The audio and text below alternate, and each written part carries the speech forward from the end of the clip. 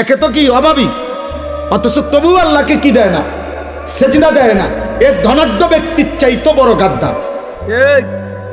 হয়তো ভুলে গেছে 100 কোটি টাকা পাইয়া, তোমার সমস্যা কি?